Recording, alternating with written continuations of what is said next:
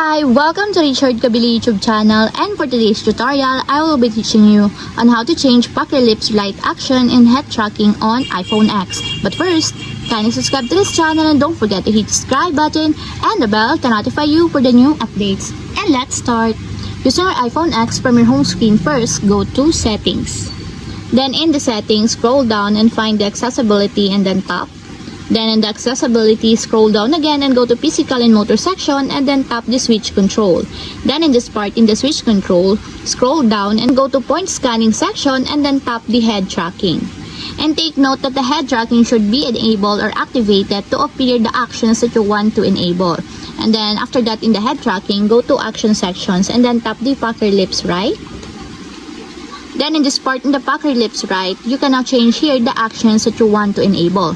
For example, you want to enable the scanner menu. Under the scanner, just tap it until there's a check mark on the side. And lastly, if you want to change your action and to app switcher under the system, just tap it also until there's also a check mark on the side. Just like this. And that's what we have successfully changed pucker lips rights actions and head tracking on iPhone X.